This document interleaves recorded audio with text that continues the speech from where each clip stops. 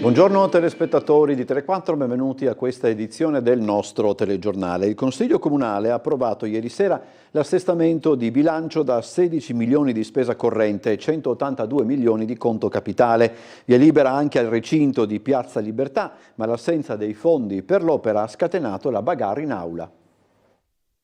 All'opera recinzione Piazza Libertà ho fatto una richiesta agli uffici che mi hanno risposto che non solo il finanziamento non è stato concesso, ma non è stato neanche richiesto. Il consigliere Barbo è stato bravo a evidenziarlo.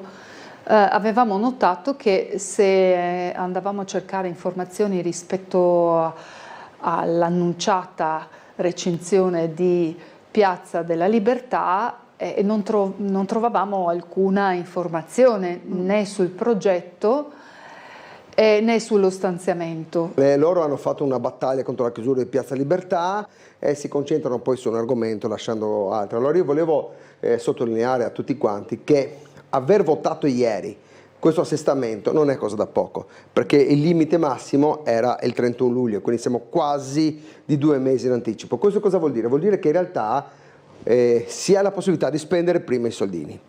La seduta del Consiglio Comunale sull'assestamento al bilancio, poi approvato dalla maggioranza per 16 milioni di spesa corrente e 182 in conto capitale, si è infiammata ieri sera sulla questione dei fondi per la recinzione di Piazza Libertà. Il capogruppo PD Barbo ha chiesto di chiarire le fonti del finanziamento che, nonostante sia stato annunciato in conferenza stampa, a oggi ancora non c'è. Dopo una lunga sospensione dei lavori è arrivato il chiarimento dai dirigenti. I fondi effettivamente non sono ancora stati richiesti alla Regione, ma ciò non impedisce all'amministrazione di inserire comunque la spesa in assestamento. Mi vengano a raccontare che mettendo dei cancelli si ferma la rotta balcanica, signori, cioè, infatti l'ho esplicitamente detto, ditemi perché ci credete. Abbiamo scoperto Barbo da una parte che il finanziamento non era stato minimamente nemmeno richiesto e io ho chiuso con l'informazione e certo non lo possono richiedere perché il bando quest'anno non è stato ancora definito. Tante volte non si ha la percezione di cosa vuol dire, e questo l'ho detto in consiglio più volte, cosa vuol dire avere un bilancio virtuoso. No? In tanti comuni d'Italia, tantissimi, i bilanci sono in rosso, non si riesce, si corre sempre dietro, il bilancio non si fa a dicembre, poi si... No, invece noi abbiamo la fortuna di aver pagato più di qualche debito che si aveva, quindi in realtà si è riusciti a tirar fuori, no? Quindi si guadagnano interessi che si pagavano, non si paga più. È un bilancio assolutamente virtuoso e se si riesce a fare quello che siamo riusciti ieri, quindi portare con 2 mesi d'anticipo quel che ha la possibilità ai vari settori di spendere soldi, è qualcosa di grandioso. E dopo la seduta del Consiglio Comunale di ieri sera, il consigliere PD Luca Salvati rileva come tutti gli emendamenti proposti dal suo partito siano stati bocciati, compresi quelli relativi ai centri estivi. Beh, è palese che la Giunta di Piazza non vuole sentire nessuno. Ieri sera in fase di variazione di bilancio abbiamo presentato diversi emendamenti per chiedere la manutenzione di strade, via Ginnastica, via Marchesetti, ma tante altre, la manutenzione e l'ampliamento di aree gioco e soprattutto tanti fondi per i centri estivi, visto il numero considerevole di bambini rimasti fuori dalle graduatorie. Tutti bocciati, lamenta il consigliere Salvati, gli emendamenti presentati dal Partito Democratico in sede di discussione dell'assestamento al bilancio, anche quelli che miravano ad ampliare la platea dei bambini e dei ragazzi che possono partecipare ai centri estivi e ricrestate del Comune. Questi emendamenti ci sono stati richiesti dai cittadini, quindi non sono gli emendamenti del PD. Questo vuol dire non tener conto delle richieste dei cittadini. Nonostante quello che prendiamo atto è che non sono bastati i dati emersi in questi giorni sullo stato di non gradimento da parte del lavoro svolto dalla Giunta per far cambiare la loro rotta. Danneggiamento di motoveicoli in via dei Burlo. La polizia locale denuncia 2 giovani possibili responsabili del reato. L'episodio è avvenuto nella notte fra il 24 e il 25 aprile, appunto in via dei Burlo. I giovani sono stati immortalati dalle telecamere di videosorveglianza della zona e in alcuni frame registrati attorno alle 3 del mattino si notavano 2 individui che spingevano a terra i mezzi prima di allontanarsi in direzione via Lazzaretto Vecchio Riva Grumula. L'analisi di ulteriori telecamere lungo il presumibile percorso seguito dai 2 ha consentito agli investigatori di isolare alcuni elementi distintivi relativi a uno dei 2 giovani, un dettaglio ritenuto significativo che ha orientato le successive verifiche, facendo convergere l'attenzione su un possibile autore del danneggiamento. L'attività investigativa è comunque proseguita fino alla completa identificazione anche del secondo ragazzo. Verso la decarbonizzazione industriale, Trieste punta all'energia pulita integrata con il trasporto pubblico locale. È il progetto Zona Industriale Net Zero. L'obiettivo in visione strategica di ottimizzare il consumo energetico principalmente della zona industriale. L'ottimizzazione dei consumi in vista della promozione della sostenibilità ambientale delle attività produttive, da estendersi al contesto cittadino, coinvolgendo anche il trasporto pubblico locale. È il progetto Zona Industriale Net Zero, il consorzio di sviluppo economico locale dell'area giuliana, meglio conosciuto come Coselag, si è dotato di uno studio di fattibilità tecnico-economica focalizzato su energia, efficientamento e risparmio energetico. L'obiettivo principale è l'individuazione del potenziale sviluppo delle fonti rinnovabili nella zona industriale di Trieste. Il piano è stato realizzato grazie al sostegno fondamentale della Fondazione CR Trieste e del Comune, insieme al contributo scientifico del Centro Interdipartimentale per l'Energia, l'Ambiente e i Trasporti Giacomo Ciamician dell'Università di Trieste. Il lavoro svolto ha permesso di individuare e proporre le misure per favorire il passaggio a una società industriale a basse emissioni di gas climalteranti. Sono state prospettate soluzioni che di fatto in parte le vediamo già attuate nel territorio, la produzione di idrogeno verde all'interno del contesto dell'Hydrogen Hub e l'idea di poter consumare questo idrogeno utilizzandolo in parte nei processi produttivi oppure per un nuovo carburante per il trasporto. È stato evocato non a caso il teleriscaldamento nel tentativo, ipotesi di poter recuperare per esempio i cascami di calore del termovalorizzatore. Altre soluzioni sono più immediatamente praticabili e sono le best practice che le aziende potrebbero adottare all'interno del loro contesto produttivo. Banalizzo, dal cambio dei serramenti a introdurre invece delle soluzioni nel ciclo produttivo che deve essere tarato ovviamente sul tipo di produttività. Gli impianti fotovoltaici è una pratica di efficientamento che la Regione, per esempio il Friuli Venezia Giulia, supporta in maniera importante con una serie di contributi che ha già previsto negli anni precedenti, che continua a proporre alle aziende e anche ai cittadini proprio per abbassare le emissioni climalteranti nel nostro contesto. Ora il collegamento con la sala operativa della Polizia Locale. Abbiamo con noi il commissario De Grassi. Buongiorno. Buongiorno Bosazzi e lei e tutti i telespettatori in ascolto. Cominciamo con dire una mattinata abbastanza movimentata, come era stato movimentato anche il pomeriggio di ieri. Come ho detto spesso, forse giugno è uno dei mesi più caratterizzati da traffico, probabilmente i primi caldi, insomma tanti incidenti. Oggi ne abbiamo rilevati 4, di cui 3 con feriti, il più grave alle 8:36 circa in Udine Pauliana, una vettura ha impattato contro un scooterista che ha avuto ovviamente l'appeggio, è stato sbalzato dal mezzo. Non so esattamente le condizioni, non dovrebbero essere gravissime, comunque sicuramente è impressionante come incidente, anche perché abbiamo il filmato, l'abbiamo visto, potuto vedere di persona. C'è stato un investimento di ciclista da parte di un'autovettura, comunque un contatto dinamico, però mi hanno detto che il ciclista si è rialzato con le sue gambe, non dovrebbe essere niente di tale. Per quanto riguarda il resto, causa questo incidente, ad esempio verso quell'ora, verso le 9, dalle 9 in poi è stata chiusa la via Pauliana con un forte incremento di traffico ovviamente sulla via commerciale e tutte le vie adiacenti, ci sono stati dei forti rallentamenti. Per quanto riguarda altre cose, ricordo che domani, dopodomani dovrebbero tenersi delle prove del tram di Opicina, addirittura partendo da Piazza Dalmazia o Oberdan Dalmazia. Perciò attenzione, soprattutto abbiamo già rimosso qualcuno, sì. Purtroppo attenzione a non posteggiarsi sulle sede tranviaria. Questo non si dovrebbe fare mai, ma soprattutto nei giorni in cui il tram cammina.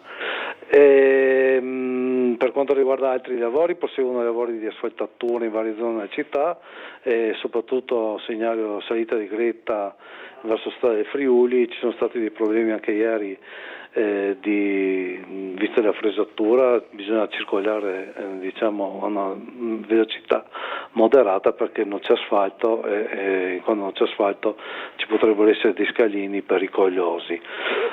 Mi dicono che nella zona di Scorcole è stata ripristinata invece la viabilità originaria. Dopo la conclusione di lotto di lavori, sempre penso di asfaltatura, rimane solo la chiusura di via Romagna da via Strabona a via Artemidoro. È chiusa di nuovo la Galleria Carso in direzione di Trieste fino a sabato 14, quando verrà riaperta nel weekend.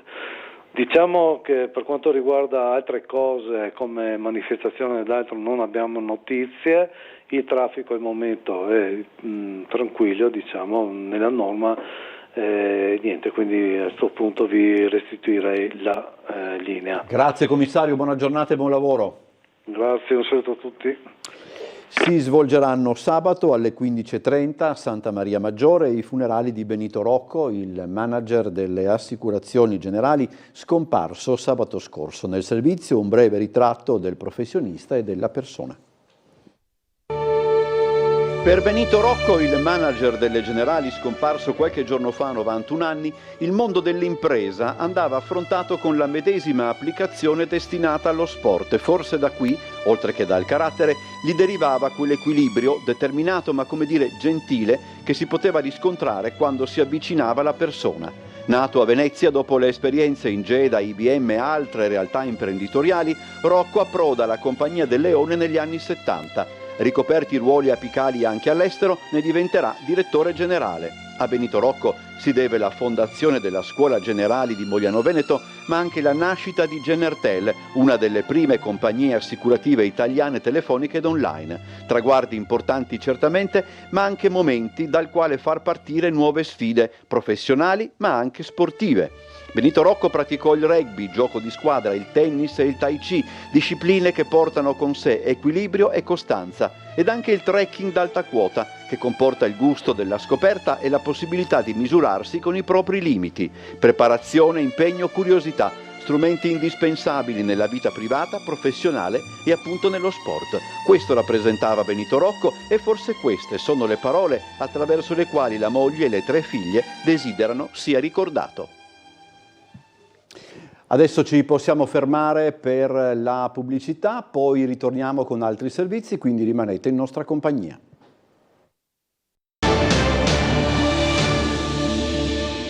Rientriamo in studio. A Gorizia continua la battaglia tra il comune contrario e il Sapol favorevole per l'armamento della polizia locale. Oggi il sindacato ha inviato una diffida formale a sindaco e giunta.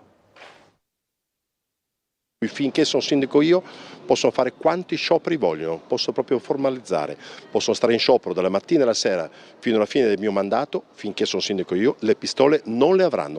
Così si era espresso ai nostri microfoni il sindaco di Gorizia Rodolfo Ziberna sulla possibilità di armare la polizia locale. Ora il sindacato autonomo Sapol, protagonista di un braccio di ferro con l'amministrazione comunale proprio sul tema delle dotazioni di sicurezza per gli operatori, passa al contrattacco con una diffida formale nei confronti di sindaco e giunta, e nel farlo l'organizzazione sindacale dirama una nota in cui precisa di non aver mai richiesto tout court che sia armata la polizia polizia locale, ma di aver invece rivendicato il diritto dei lavoratori a svolgere le mansioni in condizioni di sicurezza, secondo quanto previsto dall'apposita normativa. Nel comunicato il segretario regionale Sapol del Friuli Venezia Giulia, Beppino Michele Fabris, chiede con urgenza di provvedere ad adottare ogni misura necessaria affinché gli operatori di polizia locale di Gorizia abbiano adeguata formazione e siano dotati di strumenti operativi necessari prima di essere impiegati nei servizi a rischio.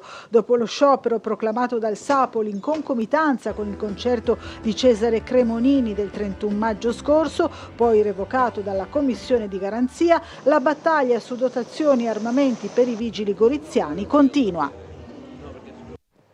Dopo i lavori di riqualificazione, il bagno ferroviario è pronto a ripartire il 12 giugno, passerella posizionata con l'elicottero.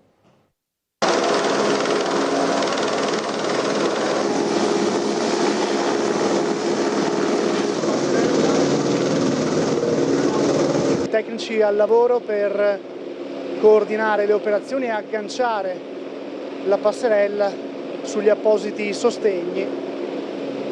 E noi vi mostriamo l'operazione in corso. È arrivato da Ronchi dei Legionari l'elicottero che ha agganciato la restaurata passerella che collega il bagno ferroviario con l'isola artificiale dove è installato il trampolino, un'operazione portata a termine in pochissimi minuti. Il manufatto era stato affondato dalle mareggiate del novembre 2023 che avevano devastato tutta la riviera barcolana. Dopo quest'ultima operazione, che rientra nel piano di riqualificazione promosso dall'autorità di sistema portuale, lo stabilimento è pronto per la riapertura prevista per il 12 giugno. Sì, perché questo ci consente di riaprire l'intera spiaggia, posizionando in posizione baricentrica, come da sempre in questi 24 anni precedenti, il bagnino e quindi il sistema di avviso al pubblico se possono andare in acqua, non possono andare in acqua, se c'è il bagnino, se sta vigilando, se il mare è cattivo e conseguentemente. Comunque, come avete visto, è una bella operazione che è stata fatta. Per completare la passerella e renderla operativa, oggi con l'Audi per accertare la stabilità, manca solo la parte in legno. Adesso fanno uno provvisorio perché devono tagliare il trampolino che purtroppo non riusciamo a riparare quest'anno e poi mettono il paiolato nuovo. E devo ringraziare le ditte che si sono occupate di questo, che sono la Geomar che ha fatto gli attacchi su progetto dell'ingegner Todaro, la ditta Baumann Croci che ha fatto i lavori di ripristino della passerella e la ditta Kramer che sta facendo i rimanenti lavori qui. E in particolare devo ringraziare l'ingegner Olivotti che è stato il direttore dei lavori che ha consentito a tutte queste ditte di lavorare in sinergia.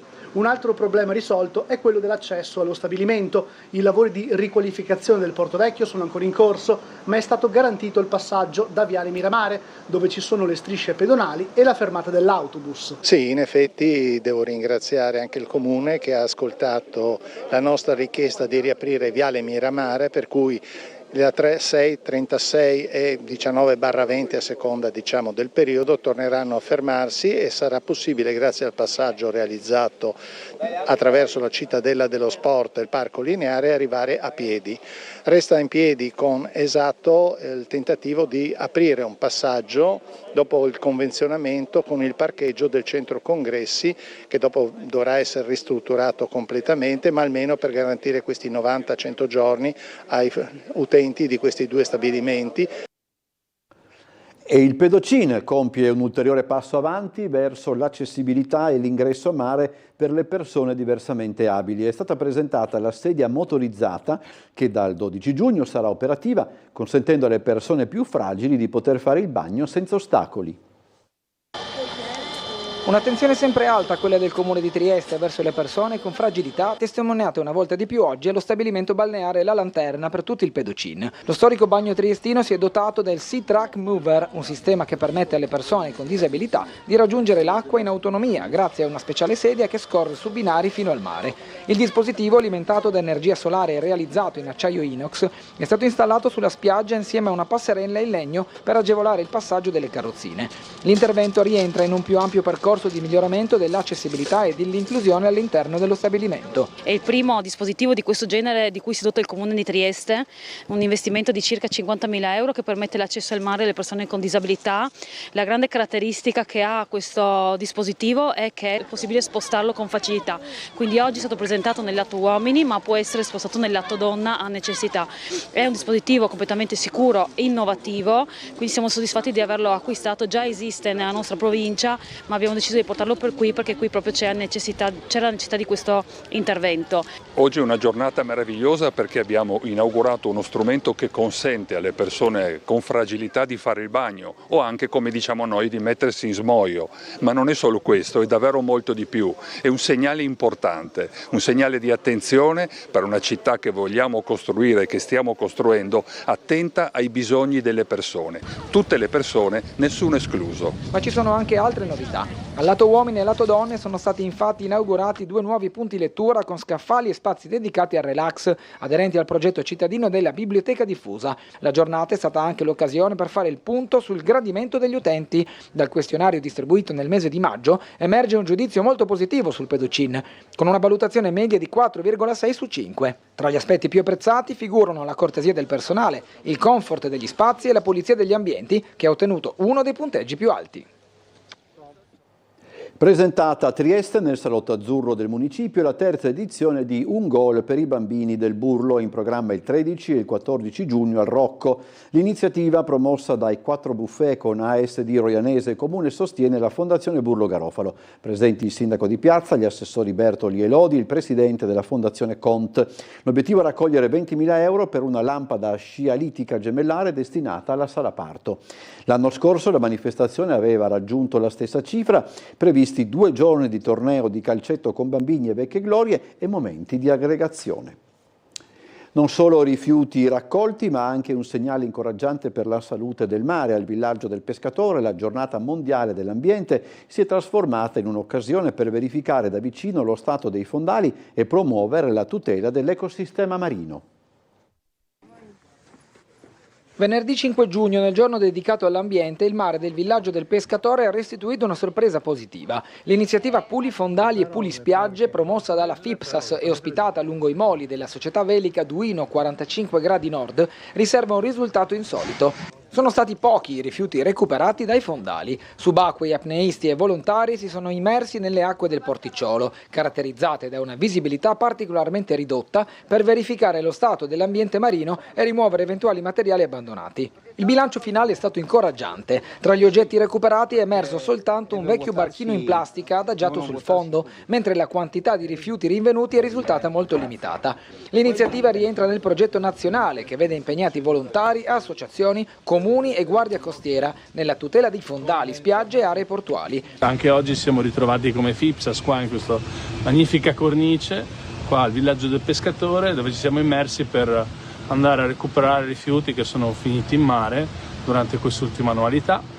La grande fortuna di oggi, possiamo dirlo, è che in questa marina sono veramente bravi, perché abbiamo trovato veramente poche cose. È stato recuperato un barchino importante, quindi una vetroresina che si stava andando a rompere, che questo è l'unico ritrovato molto importante, diciamo, della giornata, però in confronto ad altre zone possiamo ritenere questi fondali molto puliti.